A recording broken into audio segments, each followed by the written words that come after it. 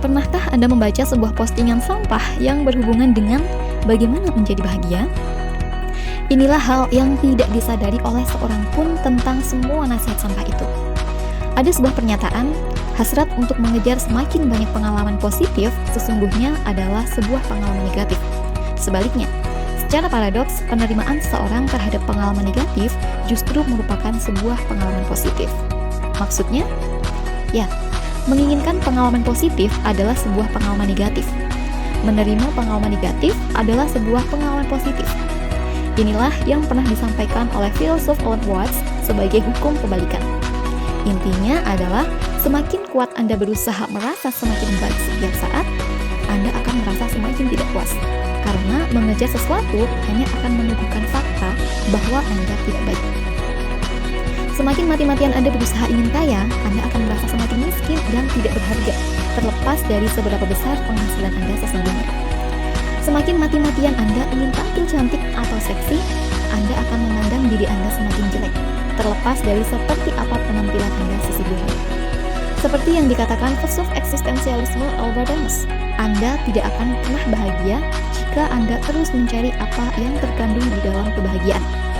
Anda tidak akan pernah hidup jika terus mencari arti kehidupan. Lalu, bagaimana dengan mimpi saya yang ingin segera memiliki rumah mewah? Bagaimana dengan mimpi-mimpi saya yang lain? Haruskah saya berhenti bermimpi untuk mewujudkan mimpi itu?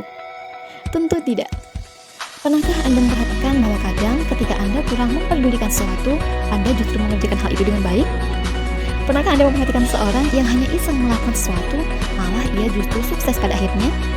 Lantas, pernahkah Anda berusaha dan fokus pada sesuatu, namun semuanya justru malah berantakan? Kenapa hal tersebut bisa terjadi? Inilah yang menarik dalam hukum kebalikan. Ada alasan mengapa sesuatu disebut terbalik, yaitu bersikap masa bodoh sesungguhnya akan menghasilkan sesuatu yang besar. Jika mengejar hal positif adalah hal yang negatif, dan mengejar hal negatif akan menghasilkan hal positif, maka rasa capek yang Anda alami di gym akan membuahkan kesehatan dan tenaga yang kuat.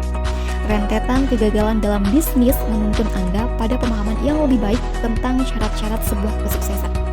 Dan sakit akibat jujur menghasilkan rasa percaya dan hormat yang lebih besar dalam hubungan Anda dengan orang lain.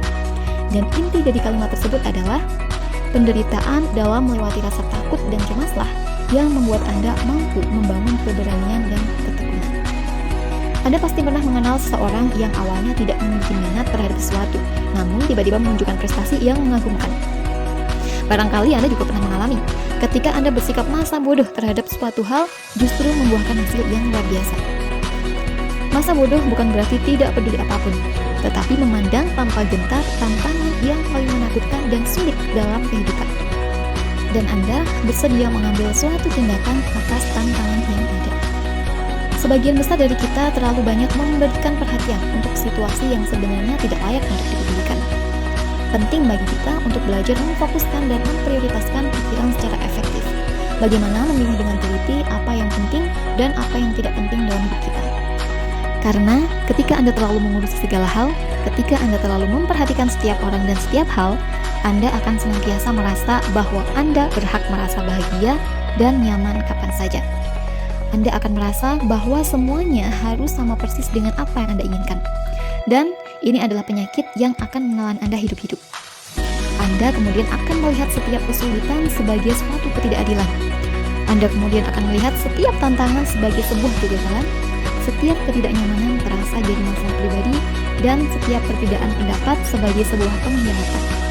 Jadi, jangan terlalu memikirkan banyak hal yang tidak penting, karena pada saatnya nanti kita akan nyaman dengan suatu hal yang spesifik, suatu hal yang membuat kita menjadi lebih tenang dan merasa bahagia.